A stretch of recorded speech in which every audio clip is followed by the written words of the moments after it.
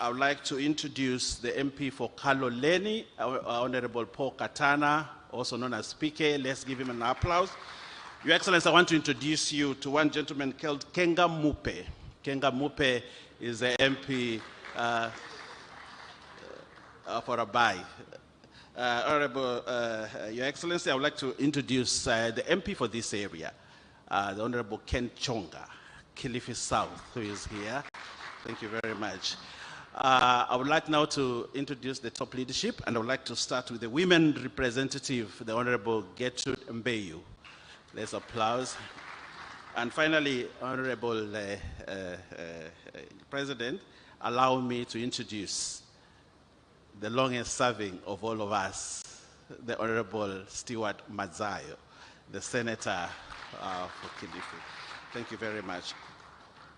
Your Excellency, I just want to say one or two things. I want to welcome you to Kilifi and congratulate Governor Gideon Mungaro for this outstanding investment conference that we have here. Let's applaud the Governor for this great effort. Thank you. Your Excellency, it's very refreshing to see the Governor taking the next step in the ladder of empowering the people of Kilifi economically through this investment conference. Governor, you're doing a good job, and we wish you God's grace as you continue to transform Kilifi. With your leadership, I am sure you will transform this great county that has for many years been a county of potential.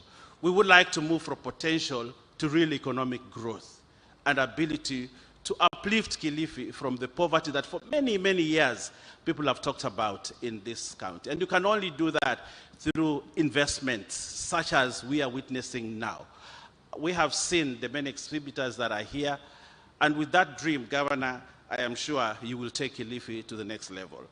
Your Excellency, what Governor Mungaro is doing is actually dovetailing to your Kenya Kwanza manifesto, a manifesto that we believe needs to take people from the bottom up. And I think that is the idea and that is the vision the governor has for this county. And therefore, as leaders, and I want to speak on behalf of the leaders, as leaders, we have no choice but to support what the governor is doing here and what Your Excellency is doing for Kenya, so that we uplift the lives of these people. With the many investments that are here, the many youth that are saying they do not have jobs, the many households that sleep hungry, the many children who cannot go to school, we have an opportunity to transform this county, Your Excellency, so that all these people are able to move forward. Your Excellency, I would like to say this finally. Kenya can only move from a middle-income country to a high-income country if only we are ready to disrupt the norm, to look at the norm and say this is not enough, to look at what we have and say we are not doing what we must be doing, and move this country to the next level. And we can only do that through good ideas and ability to implement what we think we must implement. Your Excellency, this county for many years we have talked about the squatter problem. I know you have a plan to solve it. I know the governor has a plan to solve the squatter problems that we have here. And I am sure with the kind of transformation ideas that we have and what the governor has, we are able to change. Your Excellency, I want to say one thing. You know, my grandfather was a very wise person, and he used to say that if you want a lot of milk from a goat, you will not get it. You want a lot of meat from a goat, you won't get it. But if you replace the goat with a cow, you will get that. You will get more milk, you will get more meat. And I think this is what we are doing away with the goat and replacing it with a cow, so that we get enough for everybody. And I think with good investment, Your Excellency, we are able to transform this county. And I want to welcome the investors that are here. We want to give you confidence that this is a good destination for investment. This is a good place to be. This is a good space to do business. And we are ready to embrace you so that we can take Kilifi to the next level. Your Excellency, I thank you and I thank you. Thank you, Owen Baya. In the House, we also have Joseph Dena and Mishimboko. Mishimboko, thank you so much. And in the county, you have chief officers. Kindly wave to the president and the CCs. And last but not least, because of this beautiful organization, the committee, which stood by me as chair, can you be standing, please, and wave to the President for putting up a nice investment conference. Thank you. Ladies and gentlemen, as we look forward to the day's discussion, I am honored to welcome a leader, a visionary leader whose dedication have been instrumental in driving Kilifi's transformation. His leadership inspires us to aim higher and achieve more and more as a county and as a community. Ladies and gentlemen, it is now my pleasure to invite His Excellency, the Governor of Kilifi County, who is also the chair of the Jumuiya za County za Pwani, Gideon Maitha Mungaro, to address the distinguished gathering. Karibu, Your Excellency.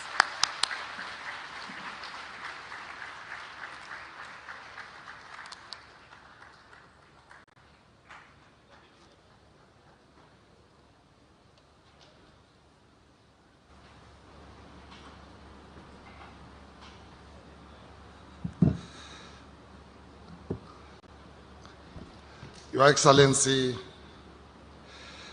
the President of the Republic of Kenya and Commander-in-Chief of the Defense Forces,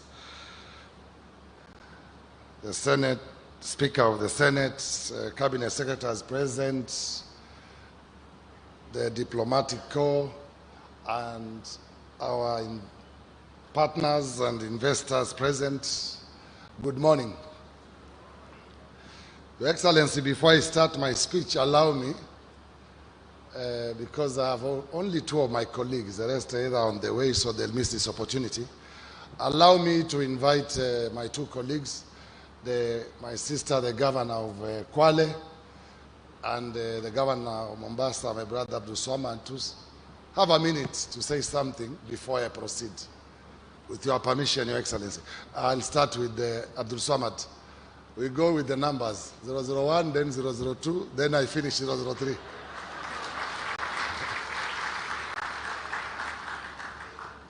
Karibu. Hamjambo. Hatujambo. Your Excellency, ningeongea lugha ya hapa Kigiriama, lakini watu wataona pengine tuwasengenyana. Kwa hivyo nipe nafasi niongee Kiswahili. Na kabla sijaongea Kiswahili kwa sababu tuko na wageni. One, I take the opportunity to congratulate my brother. We have come a very, very long way together from the times when we served our people as members of parliament and now as respective governors. The cooperation between myself and Governor Mungaro supersedes just a brotherhood. The fact that we have counties that are economically interdependent, counties that our boundaries are nothing else but seamless, and this is an amazing. The growth of Kilifi is the growth of Mombasa. The growth of Kilifi is the growth of Kwale. The growth of Kilifi is the growth of Taita. The growth of Kilifi is the growth of Tana River and Lamu likewise. So mine is just to say a big congratulations. A lot that has been done, a lot that has been seen. Na pengine niongee kwa lugha ya Kiswahili. Kwa hii mpangilio ulioweza kufanywa leo, haukuchukua wiki moja, haukuchukua wiki mbili, haukuchukua mwezi mmoja, haukuchukua miezi miwili. Na ningeomba watu waweze kuolewa ya kwa ukiona chaolea ujue kimeundwa. Mazungumzo ya konferensi hii Gavana Mungaro amekuwa nayo kwa muda takriban mwaka mzima. Na mimi namshukuru Gavana na kuwaomba na kuwasihi kila mmoja aliyoko hapo nje Roma haikujengwa kwa siku moja, lakini ilijengwa. Mambo yakifanyika hayafanyiki kwa funga macho na kufungua, lakini mwisho yafanyika. Na nchi haijengwi kwa kila mmoja kuweza kutusiana. Nchi hujengwa sio kwa sisi kuzungumza ikawa hatuelewani, lakini sisi kwa sisi kuzungumza katika hali ambayo kwamba tutaweza kuelewana. Na nikuchukue tena fursa kuweza kukaribisha, najua baada ya siku 2 rais tutakuwa na wewe Mombasa kwa shughuli za Iyala pamoja na wageni wako wengine, na kuchukua fursa kumwambia ndugu Governor Mng'aro, congratulations once again. Kongole, asanteni sana. Thank you. Allow me, Your Excellency, to invite Governor 002, our sister, Governor Achani.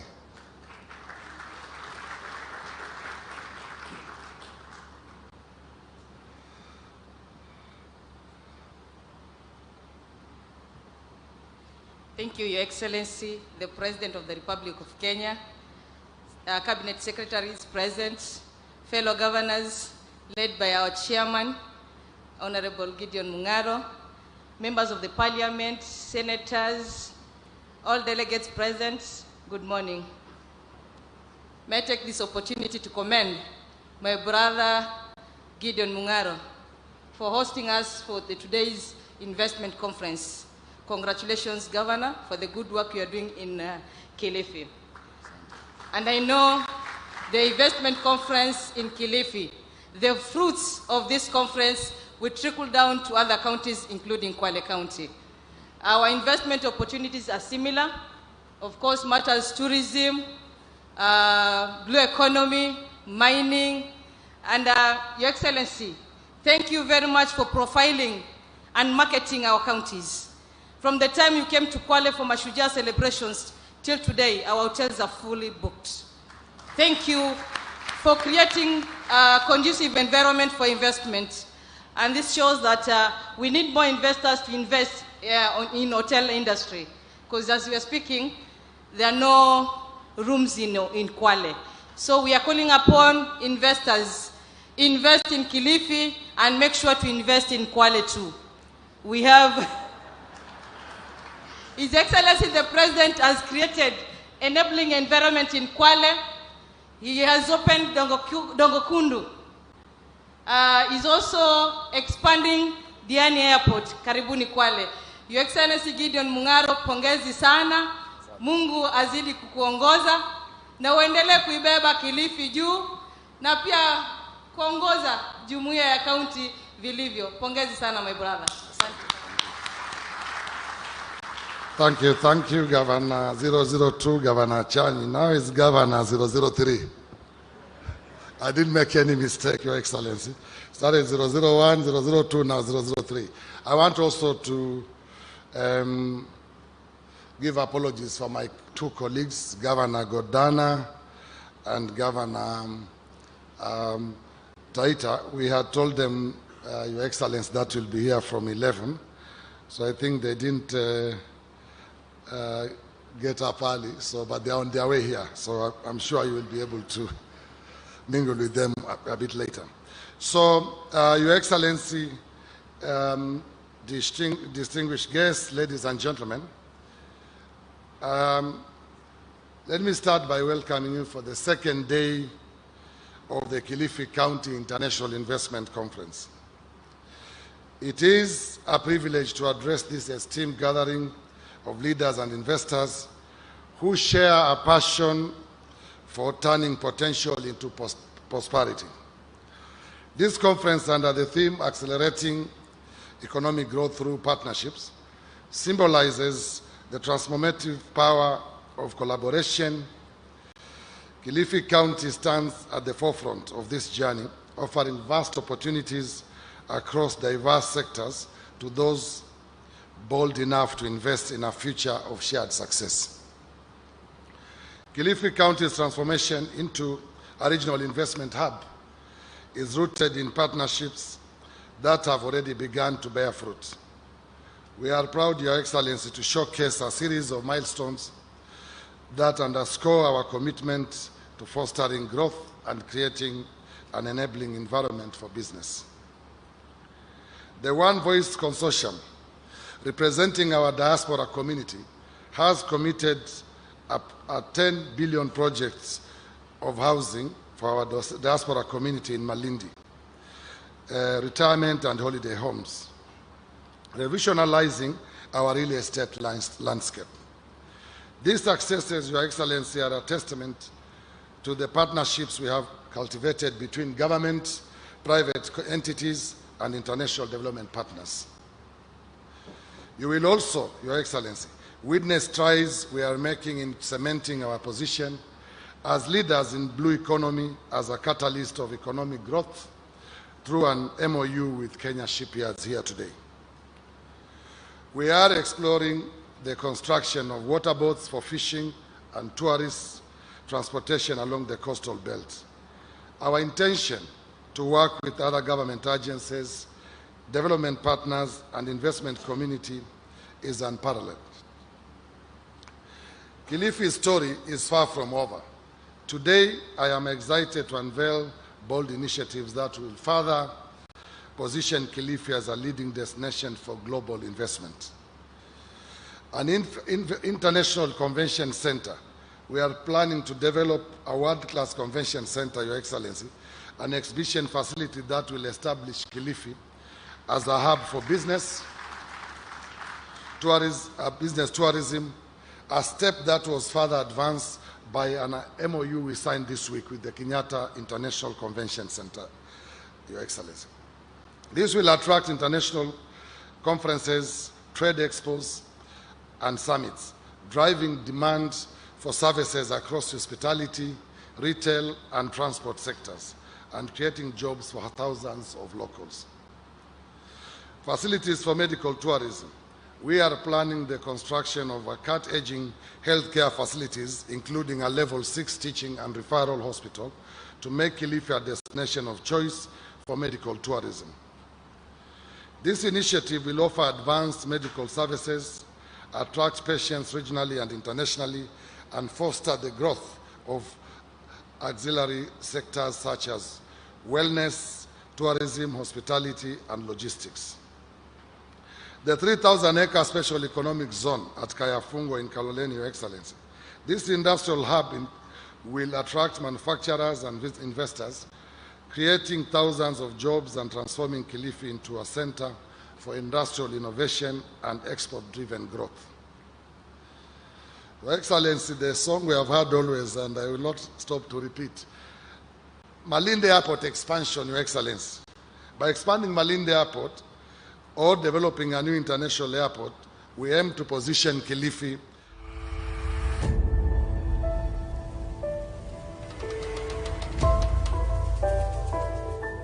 This is Clergy TV. Arise, shine. We sell our country positively. And I want to repeat some sentiments I said earlier. I was with the president in New York. And in one of the meetings when I was trying to sell the blue economy space. 90% of the questions that were being asked are informed from some space in social media. Like we could not really answer. And we are only asking that let us be responsible. It is our country. We cannot have another Kenya. 1 year wasted is far too long for the future generation. So nataka too, because there's a lot of private sector voices that I would term credible in this conversation, tafadhali, inform the rest of the world that Kenya is ripe for investment. Kenya is ready for investment. We have systems that work. Kenya is a liberalized economy. There's a lot of space to be able to secure yourself and do business. Mheshimiwa Rais, Mr. kuendelea zaidi hapa niseme karibu sana huku Vipingo. And Governor, you've showed us the way. Mngaro. I hope the next one we'll be able to invite the president to do a Jumuiya one because you are interdependent. Nikutakie kila laheri, Governor, na nikwambie me and you have discussed in certain areas of potential in mining. Your Excellency, we have progressed 3 companies from prospecting to mining here in Kilifi. And they have reported to us they are likely to employ not less than 6,000 of our young people. So hopefully when they are backing around, Your Excellency will allow, I'll invite you to come and officiate. Mwenyezi Mungu awabariki na awalinde. Thank you very much.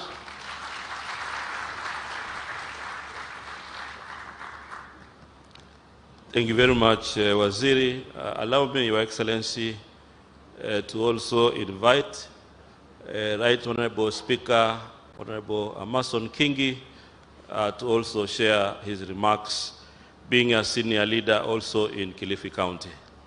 Karibu sana, Mheshimiwa Speaker.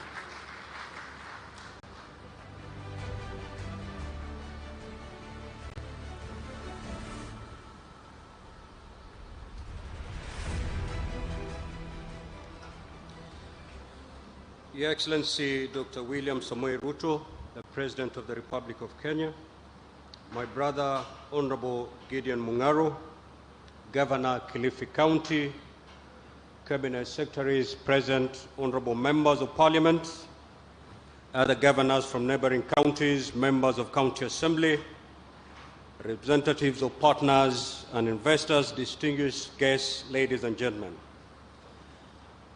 Today marks yet another milestone in Kilifi County's transformative journey, a journey fueled by bold vision, and the bearer being the Governor of Kilifi, who has an unwavering determination and a meaningful partnership. This gathering of minds and resources under the theme Accelerating Economic Growth through Partnership reflects Kilifi's readiness to step into its destiny as a hub of innovation, investment, and growth, not just for Kenya, but for the region and the world. Allow me to commend my brother and Governor, the Honorable Gideon Mung'aro, for his leadership and vision in convening this conference. My brother, your efforts are building on a foundation laid over the years and positioning Kilifi as a beacon of great opportunities. Kilifi is not just a place on the map. It's a story of resilience, rich culture, and endless possibilities. Few counties in Kenya are strategically endowed as Kilifi. From its breathtaking coastline and vast blue economy potential to its agricultural riches and renewable energy prospects, Kilifi is a place where opportunities meet ambition. Our history reminds us of Kilifi's pioneering spirit. It is here that Christianity and education first took root in Kenya, at Rabai. It is here that seafarers and explorers left a legacy of trade and commerce. And it is here today that we convene to reimagine Kilifi's future as an investment hub. But beyond this, beyond its resources and history, Kilifi's greatest asset is its people, the youthful, skilled, and hungry for opportunities. They are ready to partner with investors to create businesses that uplift not just Kilifi, but the nation at large. Your Excellency, ladies and gentlemen, our Constitution, through Article 174, established devolution to bring governance and development closer to our people. But the promise of devolution cannot be realized by government alone. It requires collaboration with the private sector to unlock resources, expertise, and innovation. As a former governor of Kilifi, I can attest to the transformative power of investments. The first international investment conference held here in 2016 attracted impressive investments. Today, Governor Mung'aro's leadership is taking Kilifi to even greater heights. This conference offers a platform. This conference offers a platform for investors to explore new frontiers in renewable energy, agriculture, manufacturing, tourism, and the blue economy. These investments are not just about profits. They are about transforming lives, building infrastructure, and creating sustainable solutions to the challenge of today and tomorrow. So, our esteemed investors, let me say this. Kilifi is open for business, and so is Kenya. The Senate, which I'm privileged to lead, is committed to creating an enabling environment for investment. Through legislative oversight, resource allocation, and policy frameworks, we are ensuring that counties like Kilifi have what they need to attract and sustain investment. For instance, just yesterday, His Excellency the President assented to 3 pieces of legislation, one of them being the Division of Revenue Amendment Act 2024, that opens door for disbursements of 387 billion on equitable share of revenue to counties for the financial year 2024-2025, and signaling our commitment to ensuring counties are adequately funded. The others are the National Rating Act 2024 and the Water Amendment Act 2024 are similarly timely, as all have a direct bearing on the service provision in counties. Your Excellency, ladies and gentlemen, as we chart Kilifi's investment future, we must also recognize the challenges that lie ahead. Chief among them, climate change. Kilifi's key sectors, that is tourism, agriculture, and blue economy, are deeply climate sensitive. The conservation of mangroves, marine biodiversity, and promotion of renewable energy are not just priorities, they are necessities in this county. As investors, you have the opportunity to align your ventures with sustainable practices that benefit both your businesses and the planet. Imagine Kilifi as a leader in clean energy, a champion of climate action, and a hub of green investment. That future is not far off. It starts here today with all of us. Your Excellency, ladies and gentlemen, this is our moment. Kilifi has rolled out the red carpet. The governor has rolled out the red carpet for you to explore, engage, and invest. Let us seize this opportunity to build partnerships and accelerate economic growth, create jobs, and uplift communities. Let us make Kilifi a shining example of what is possible when vision meets action and when investments are driven by purpose. I call upon Kilifi's leadership to demonstrate its commitment to addressing bottlenecks and creating a seamless experience for investors and align its policies to global best practices. I also urge you to use every opportunity to nurture partnerships between government and investors, between communities and businesses, and between vision and action. As Speaker of the Senate, I assure you of our unwavering support. Governor, you have our unqualified support as a Senate. The Senate stands as a partner, an ally, and an advocate for investments and transform lives and drive Kenya's progress going forward. In closing, I invite you to dream big with Kilifi. Explore the possibilities, connect with the people, and be part of the story of transformation that we are writing today. And just like it has been put as a practice, you must end with Swahili. Mimi nataka niseme hivi nikimalizia. Wahenga wanasema ukitaka kuitwa babu, lazima ukubali msichana wako aolewe.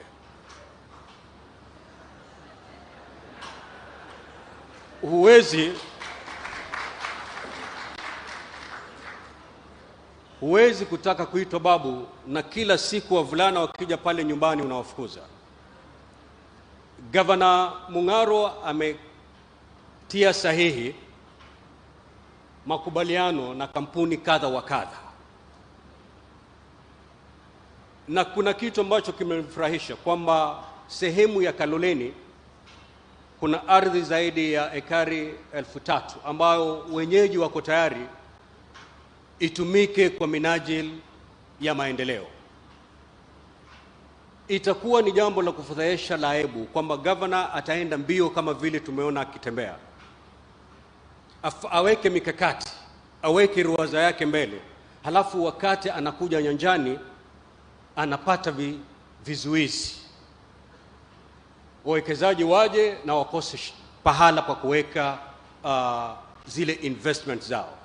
Kwa hivyo ikiwa kweli tunataka kukumbatia hawa wawekezaji, na ikiwa kweli tunataka maendeleo ije Kilifi, hatuna budi wakati wawekezaji wakija, vile vitu ambavyo wanahitaji lazima tusipeane.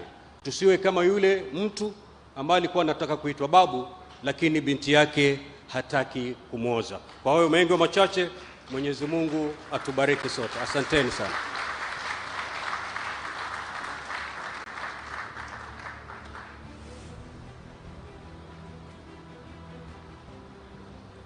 Thank you very much, Mheshimiwa Speaker.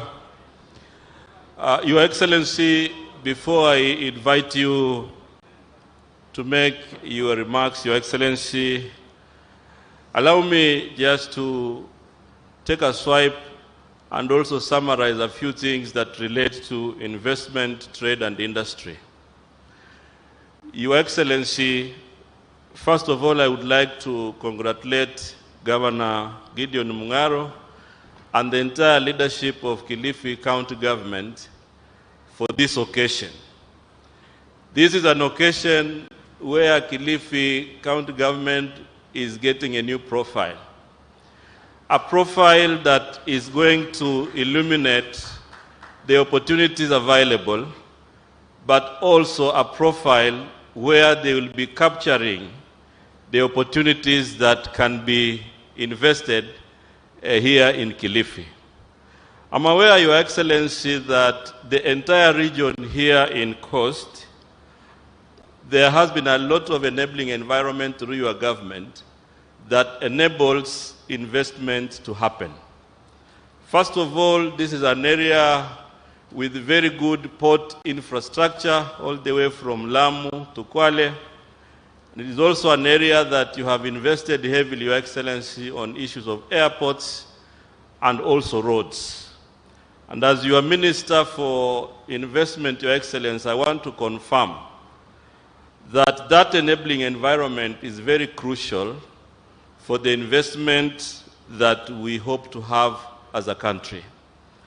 Your Excellency, you have properly aligned your national manifesto and also the national plan in our MTP4, which is very crucial to make sure that we are very clear on what we want to achieve as government. And part of what is happening today, Your Excellency, is a critical feature of our bottom-up economic transformation agenda. And we have always looked up to the counties to be very inspiring to investments. And today here is a critical testament that county governments are now moving just from being units, but the real destination where investments needs to happen. Your Excellency, as a ministry, want to commit to you that we will support the county governments to ensure that whatever investments are in store, we will be able to work with them so that these investments come to fruition. And one of the areas that we are doing, Your Excellency, is to ensure that county governments have a uniform licensing system, which has been a big challenge for investors, and we will work with them to streamline that area.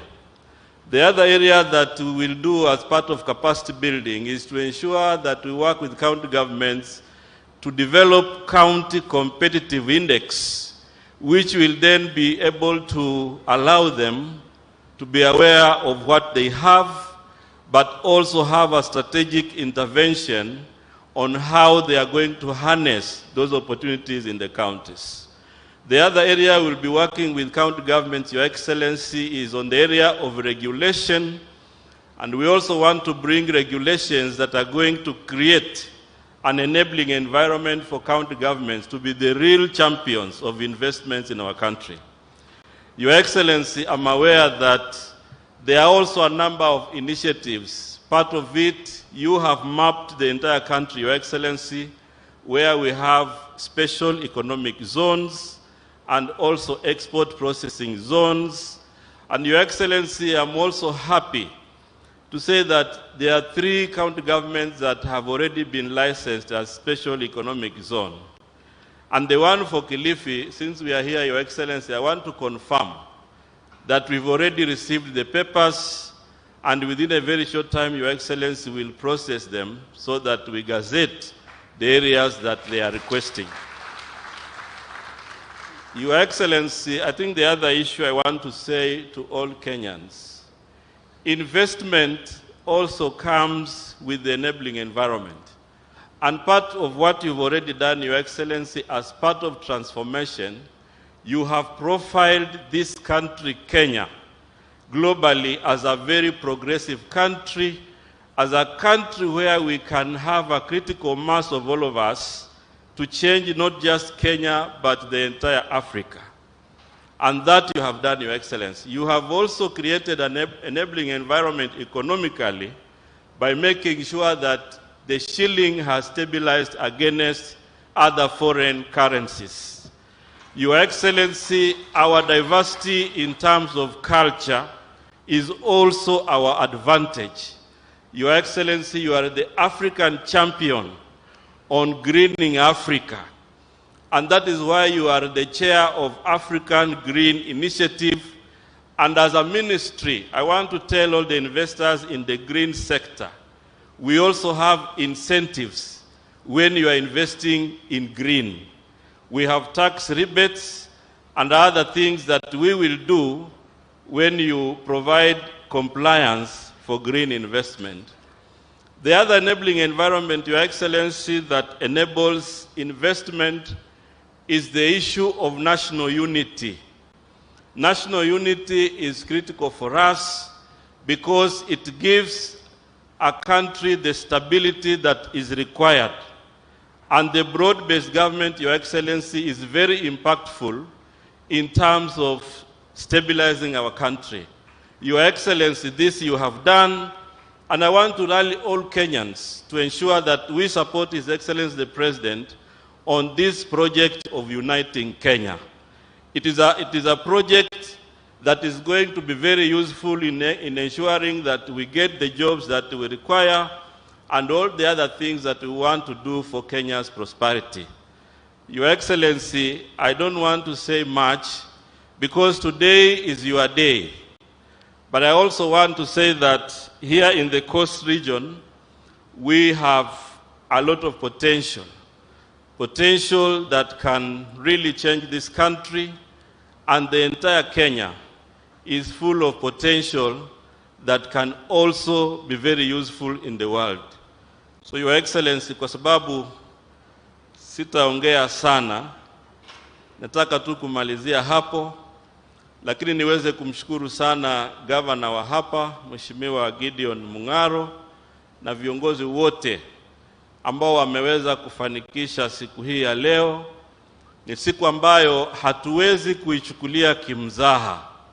Ni siku ambayo iko na historia na ni siku ambayo ina nafasi nzuri ya kubadilisha maendeleo na uchumi wa sehemu hii. Mheshimiwa Rais, sisi tutaendelea kukuunga mkono katika hizi juhudi za uwekezaji na mambo ya viwanda. Kwa sababu jambo lingine mzuri umefanya Mheshimiwa Rais, umefungua soko Afrika nzima. Kupitia mpango wa African Free Continental Trade Area, tumefungua soko mpya ya population ama idadi ya watu bilioni 1 na milioni 400. Umefungua soko kule Ulaya kupitia ule mpango wa Economic Partnership Agreement ambao tunatekeleza.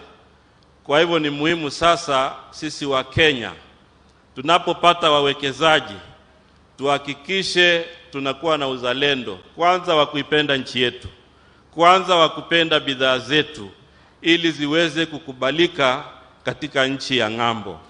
Mheshimiwa Rais, nichukue tu nafasi hii niwaulize kila mmoja wetu, be upstanding, and we welcome His Excellency the President to come and speak to us. Karibu sana Mheshimiwa Rais, na kabla uanze hotuba yako Mheshimiwa Rais, niruhusu tu nikuombe tupatie barua wale wawekezaji wa Centum ambao walikuwa wameomba muda mrefu lakini siku yao ni leo. Yule Managing Director, tafadhali kuja hapa mbele tuweke hii jukumu ya kihistoria. Asanteni sana, Mungu awabariki.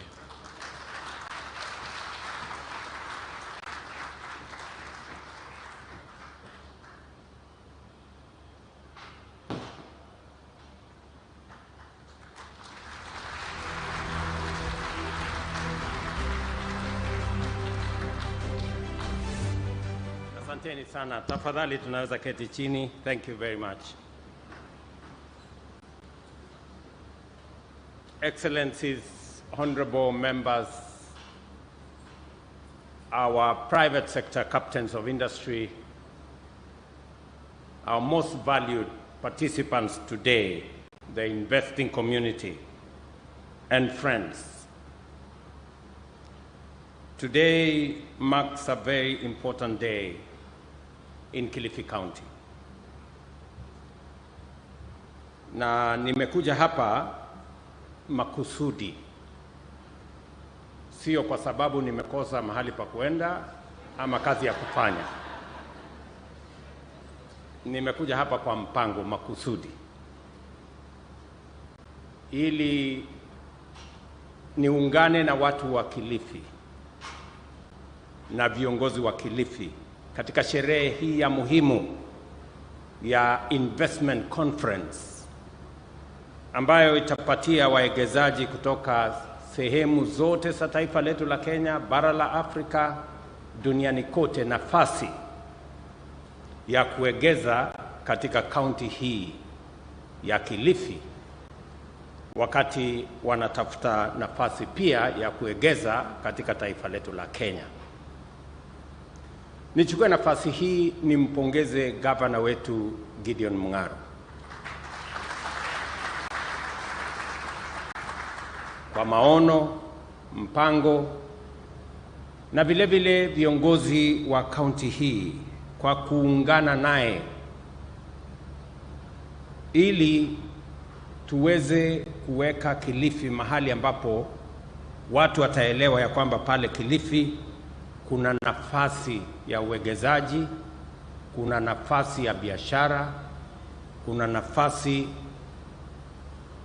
ya kupanua uchumi, ajira ipatikane, tuweze kuzalisha uchumi wenu, tuondoe umaskini, ndio Kenya iweze kupiga hatua ya kwenda mbele. There cannot be a progressive Kenya without our thriving counties.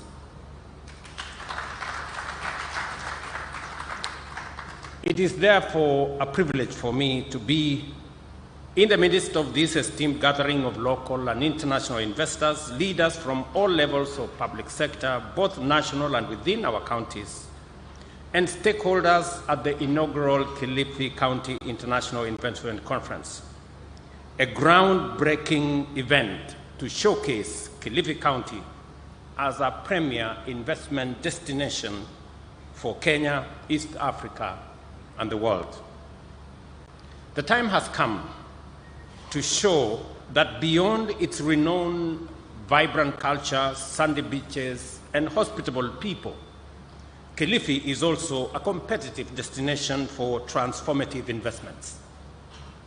This conference demonstrates that our counties are not only capable of leading, but are already driving the transformation of Kenya's socio-economic landscape. Today, as we shine a spotlight on Kilifi's immense potential, we gather to reaffirm our commitment to building an economy where prosperity is shared from the bottom going up. Devolution has provided us with a unique opportunity and the capacity to empower our grassroots by unlocking untapped socio-economic potential. Kilifi County exemplifies this promise, making bold strides to establish itself as an investment, industrial, and commercial hub, while highlighting its significant contribution to our nation's reputation as a land of opportunity, shared prosperity, and limitless possibilities. The government of Kenya remains steadfast in its commitment to ensuring that all counties across Kenya harness their unique endowments and capitalize on their undeniable potential to attract investment and emerge as powerful engines of our national growth and development. Each of the 5 strategic pillars of the bottom-up economic transformation agenda is dedicated to implementing clear plans that translate this vision into reality, ensuring that no one is left behind on our journey towards prosperity and socio-economic transformation. Nowhere is this impact more evident than here in Kilifi, in particular, and the coastal region in general. Through modernized infrastructure, thriving export processing zones, and special economic zones, we are demonstrating the power of devolution to deliver real, tangible, and transformative outcomes. These efforts not only enhance the dignity of our people, but also create meaningful jobs, put money in their pockets, and secure their health.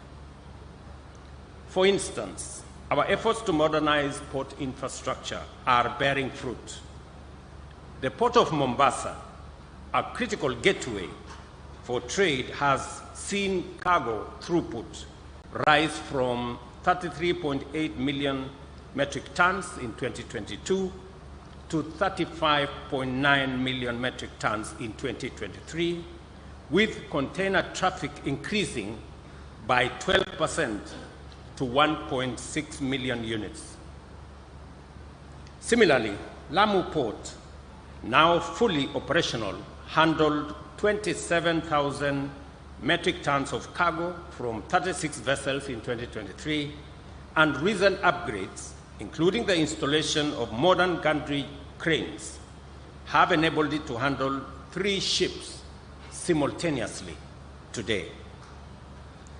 Reduced tariffs and extended free storage periods have further enhanced its appeal, driving growth and opening new trade corridors. The indirect effects of these developments are felt across our local economy. Faster delivery of goods have improved supply chains, benefiting small-scale traders, while expanding port capacity and the establishment of special economic zones around our country. For Kilifi's farmers and fisherfolk, these advancements translate into higher incomes, better job security, and increased participation in global trade. I am very proud that today we have issued the approval letter to Vipingo Special Economic Zone, a 2,000-acre facility that I am informed by the partners of Centum, our friends from Arise, and I'm sure they are here. Watu wa Arise wako area? Are they here? The Arise people? Oh, right there. Great friends of Kenya. I am confident about their investment potential and capacity to turn around the space we have in this rare Vipingo area as a special economic zone facility. I must commend the people of Kilifi, specifically the people of Kaloleni and the people of Kayafungo, for having the foresight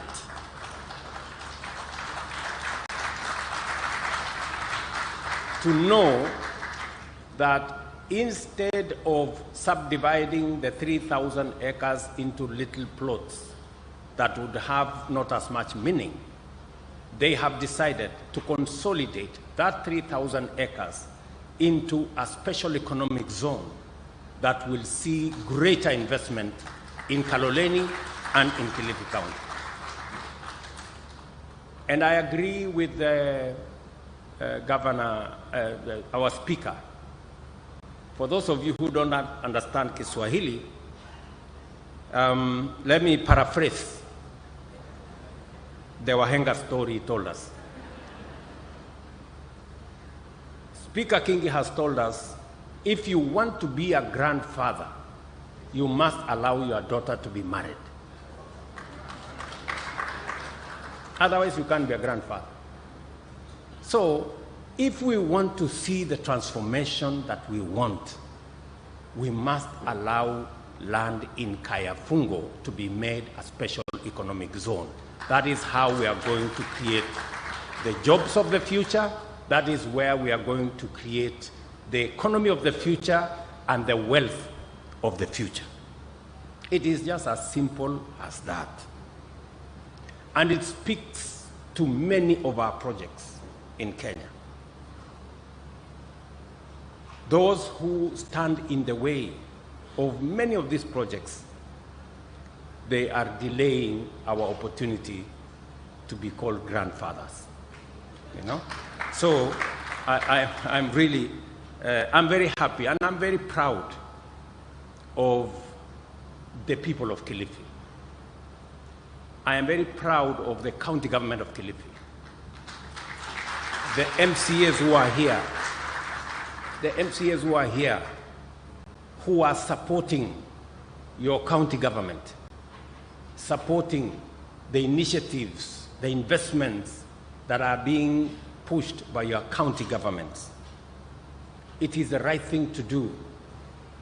Many people will tell you, why are you not opposing Mungaro is doing this? Why don't you oppose this? Why don't you oppose that? Let me ask you to do the right thing. If something is right, say it is right. If something is wrong, let us say it is wrong. But let us not play petty politics on everything. We have a country to look after, and you people have a county to mind and to develop and to grow. So I must commend the leaders in this county. I see the leaders in this county from across the divide, the political divide. They are working together on matters that are important to the people of this county. You must stand together and assist this county. Ndio nasema nimefurahi sana kuona ya kwamba katika kaunti ya Kilifi kuna watu wazalendo wa kaunti hii ambao wanaelewa maana ya waegezaji na miradi na mipango ambayo itasaidia kukuza uchumi wa kaunti hii ya Kilifi. Na mimi nataka niwaeleze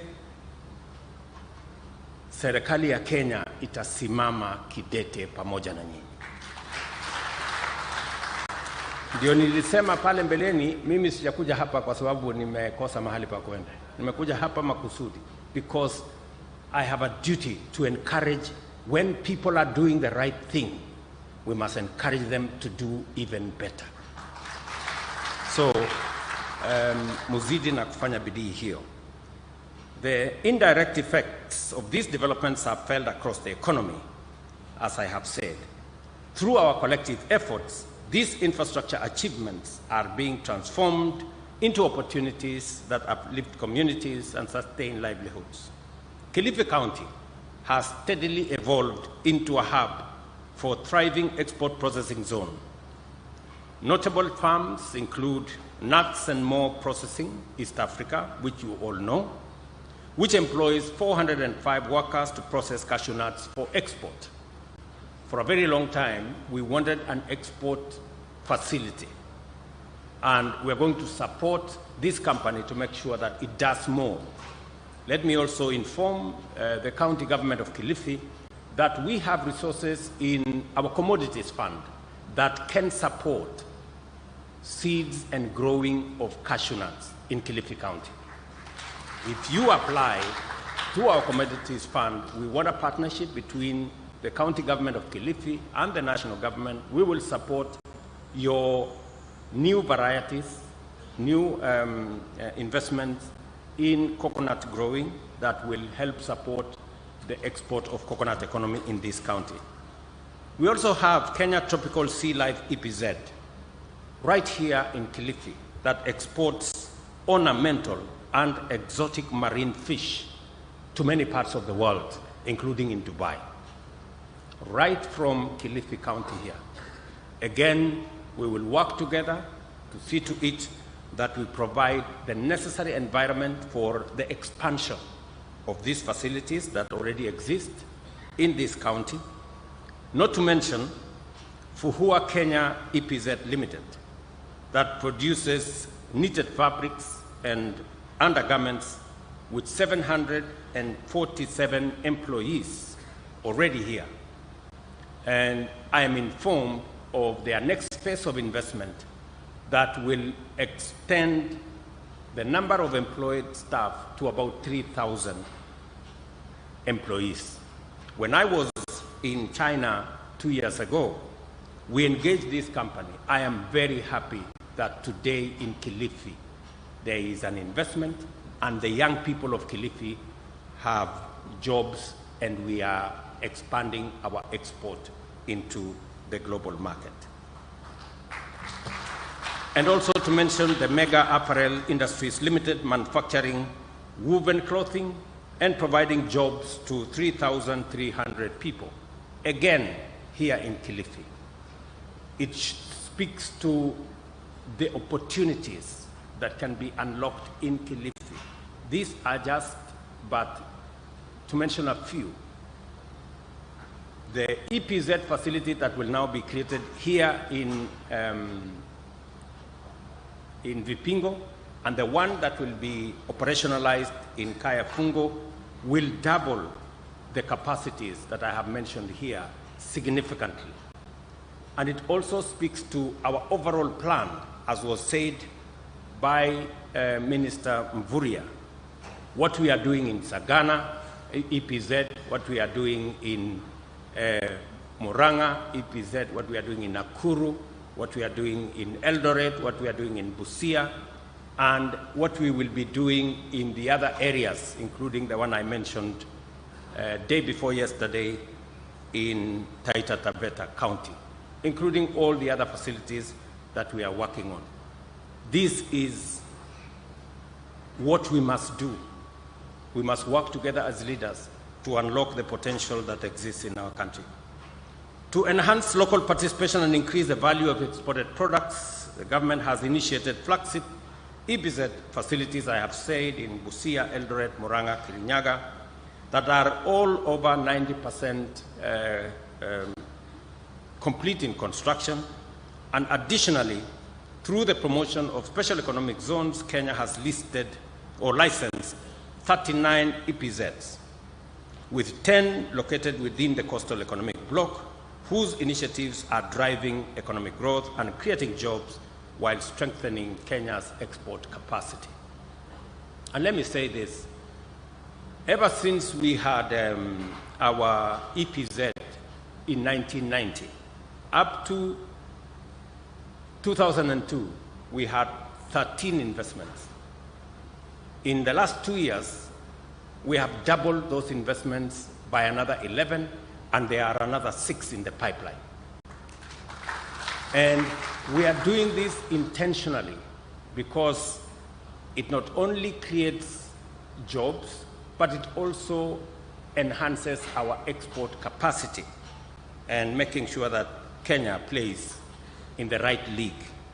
I am pleased and I commend Centum for the 2,000-acre special economic zone here in Vipingo, and I am confident that Centum PLC, a publicly listed company with over 36,000 shareholders, and Arise integrated industrial platforms will work together and unlock the true potential of the 2,000-acre special economic zone here in Vipingo. With construction scheduled to begin in early 2025, is that correct, my good brother Moria? Correct? The Vipingo Free Trade Zone is set to host over 200 industries across key sectors, including agro-processing, manufacturing, IT, logistics, green energy, and pharmaceuticals. And I want to encourage the minister to make sure that whatever hurdles stand in the way for that investment are removed so that we can unlock that potential and create jobs. This investment is projected to create at least 10,000 new jobs over the next few years, and this zone offers fiscal incentives, sustainable energy solutions, and state-of-the-art infrastructure, empowering MSMEs and fostering local supply chains and advancing Kenya's industrialization agenda. Beyond industrial growth, the national government is committed to revitalizing the tourism sector, both in the coastal region and across the country.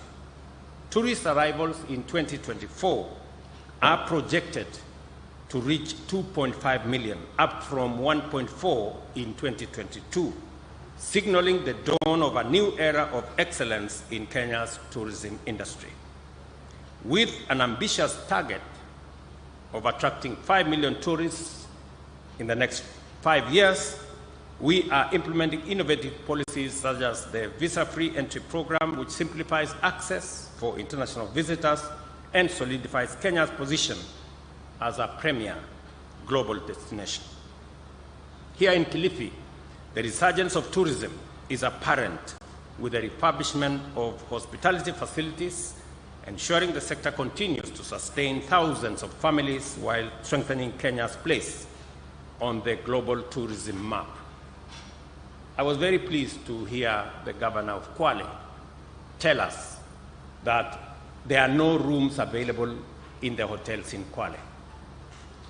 That is the best news that we can get, that our hotel facilities are doing well, and we are looking for additional investors to invest in that space. It speaks volumes of the kind of intervention that we have put in place and the working together between counties and the national government, and also our tourism sector performance and the profiling that we have done for Kenya to make sure that people globally appreciate the position of Kenya as a country that is safe, a destination that has value, and a people that are warm. As Kilifi continues to urbanize, I encourage the county government to collaborate with the private sector to develop incentives that leverage the affordable housing program.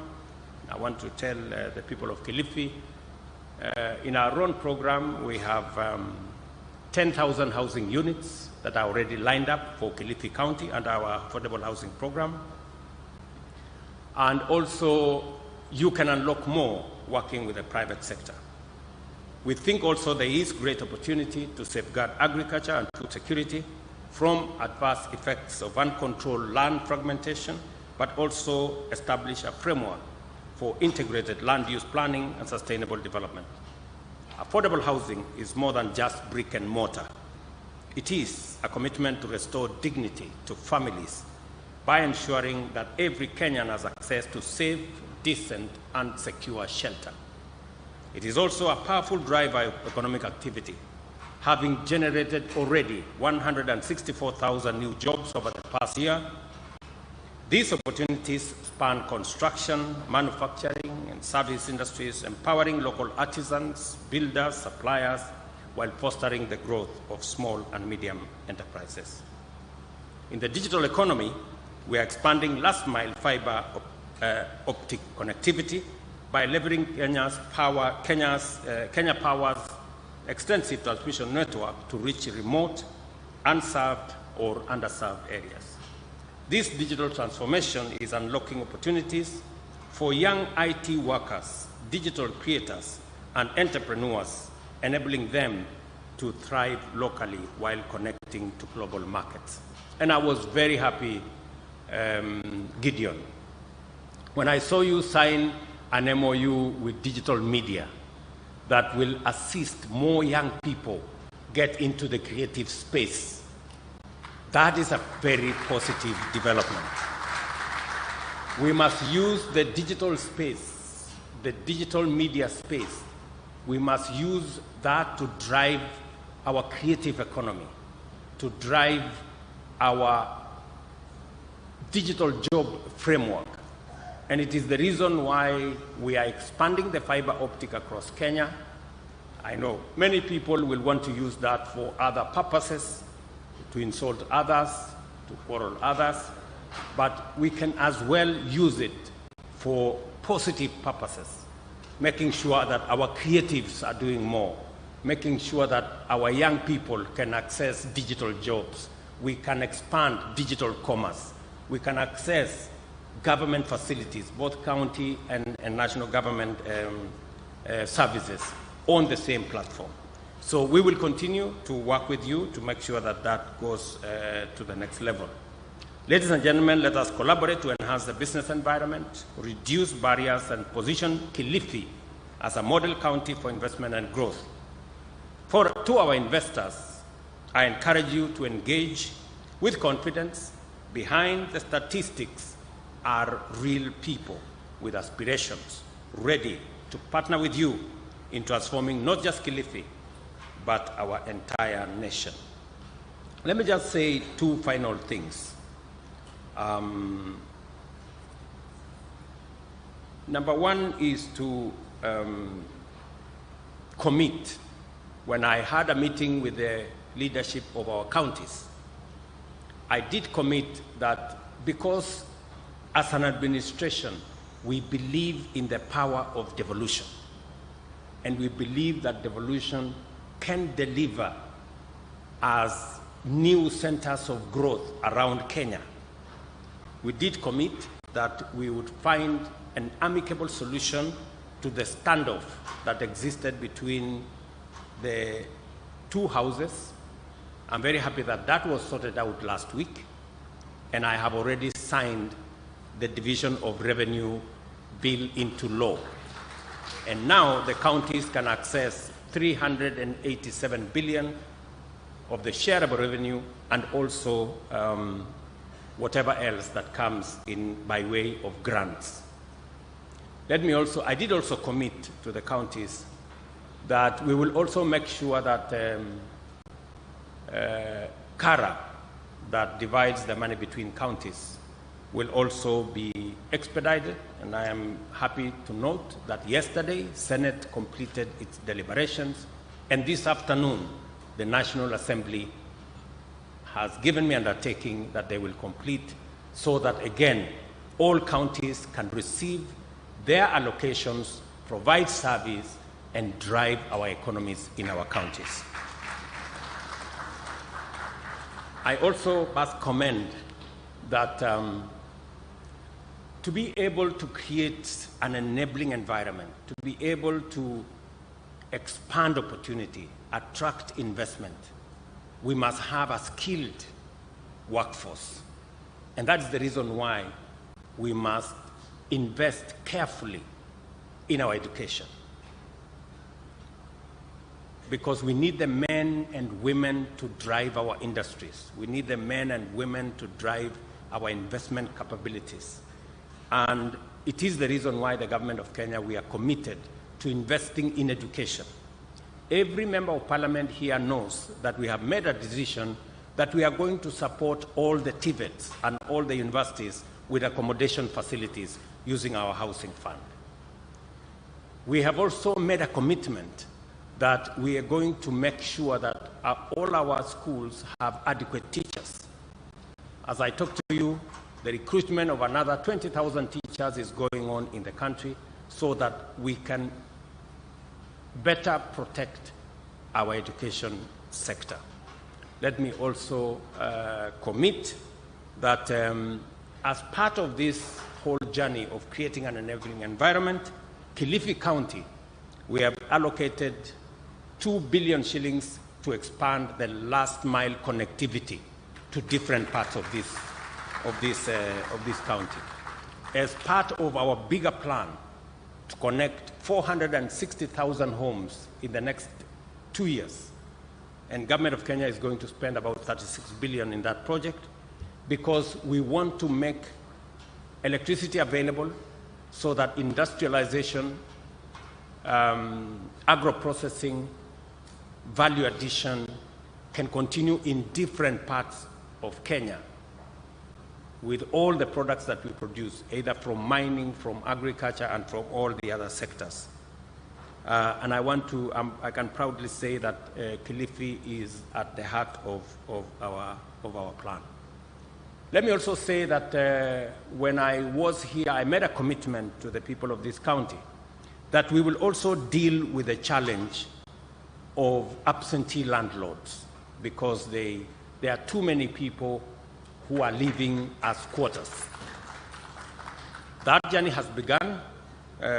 Hopefully, I did meet the leadership of the various counties in this coast, and there is just some small consultation that we need to complete. We have already identified Gaza village in Kwale, Juda area in Kisauni, Mtangani and Kijiwetanga in Malindi as the first beneficiaries of the resources we are going to use to buy land so that we can settle squatters and make sure that we drive the possibility of eliminating absentee landlords. This will happen in the first quarter of next year, and I have an elaborate plan to make sure that we deliver on our commitment on making sure that we deal with the challenge of squatters in this coast province as we deal with it elsewhere in the Republic of Kenya. It is a good move so that our investors can also be confident that whatever investment they put in this country or in this region is safe, is secure, and is not subject to court cases and other matters that sometimes attend to this. Let me conclude my remarks by commending again the great people of this county for this very exemplary engagement with our investors, and to assure all the investors that are present here, that are coming soon, that we are going to move this together in the right direction. I know Kiswahili changu kidogo haifiki pale mahali pa Amazon Kingi ama hawa wangwana wa kutoka Mombasa. Changu kidogo ni cha bara, ni bara sio? So I will not attempt to make any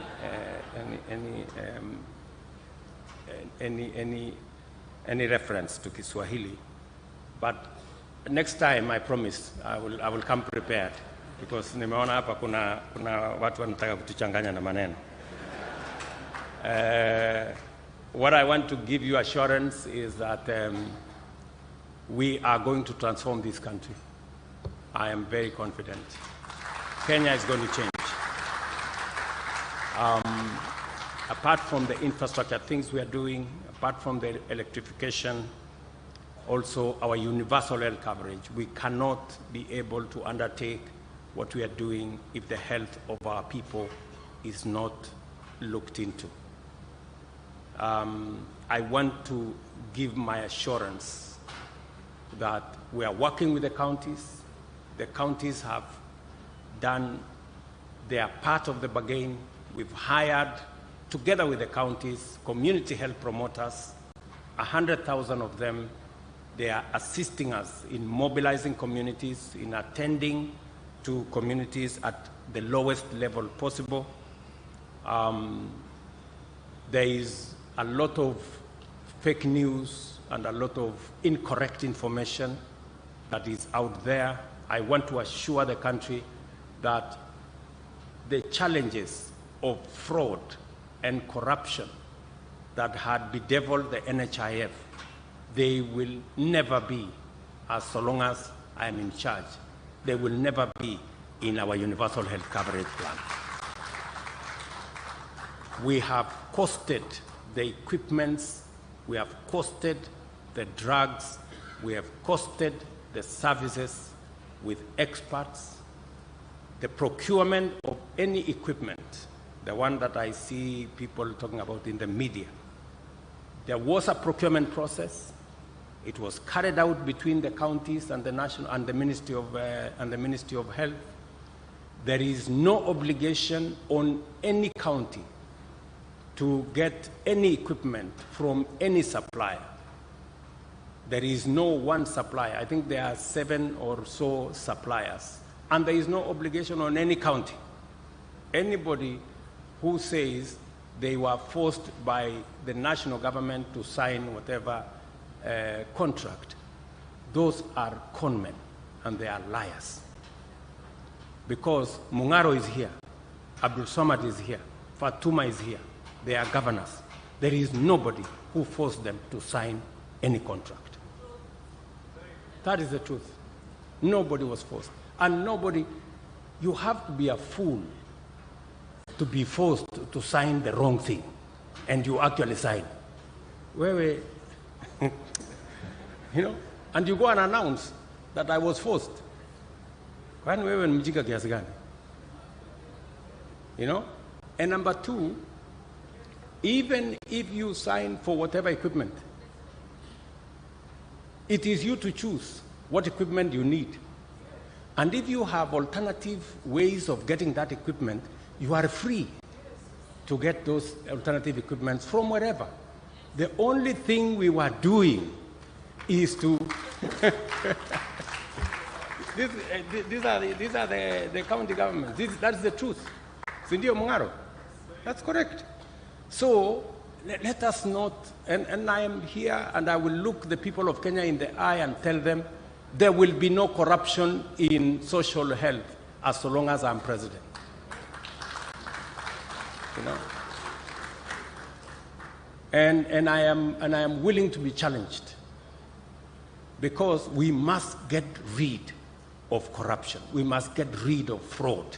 We must make sure that Kenyans get the benefit and value for every cent they spend on everything, including in matters health. So that is how we're going to do it. It's going to be a commitment that we are going to make, all of us. I have asked all our counties and even the private sector. The program we have is going to make sure that citizens can pay for services, but those services must be provided. That is why there is need to have equipment in our hospitals. That is why there is need to have medicine in our facilities. And that is why there is necessity to have the human capital in terms of health professionals to provide that service. And we are working with the counties to make sure that wherever we can assist as a national government, let me say this, we've just released 2 days ago 1.5 billion shillings to assist KEMSA to make sure that they work with the counties to access drugs. I have asked my friends in the county governments to also pay their part to KEMSA so that we can get drugs, so that when citizens go to look for health service, there is money to pay from SHA, but there must also be drugs, human capital to dispense, and also equipment to make sure that that service is provided. So we need a healthy population for us to drive our country into the next level. Let me also assure the people of this great country that we are going to work together. We have made a solemn commitment that tribalism is not going to be part of our DNA. We must get rid of it. I know there are leaders who are unhappy that we have an expanded government. We have a government that brings everybody on board. Let me just tell them, this country belongs to all of us. There is no special Kenya. There is no special place. There is no special group of people. We are all one people, the people of Kenya. And we must, it is our duty to work together. Hakuna haja ya kukasirika ati kwa sababu unataka watu wengine wakue nje miaka yote. You know? Tufanye kazi kwa pamoja. Hii Kenya inatutosha. This country is big enough for all of us. We must not exclude others. It is not necessary. Let us include everybody. Working together, we can build the synergy, we can build the momentum to create that which is enough for every Kenyan, from every community, and from every region, and from every county. On that, I am solid rock. I'm not moving an inch. We must stay the course. I commend the county government of Kilifi, under the leadership of my good brother Gideon, for the excellent work being done here and for hosting this conference. I also extend my best wishes for a productive conference and look forward to witnessing its impact in driving investment momentum in Kilifi County. Ladies and gentlemen, the Kilifi County Integrated Conference 2024 is now officially open. Asanteni sana and God bless you. Tumpongeze Rais mara nyingine kwa makofi. Your Excellency, with your permission, if we can kindly just stay on stage for a quick photo opportunity. May we take our seats, please? Let's kindly take our seats. And allow me to now call on the Chair Kilifi International Investment Conference Chair, that is the Deputy Governor, Mr. David Gosney, Mr. James Moria,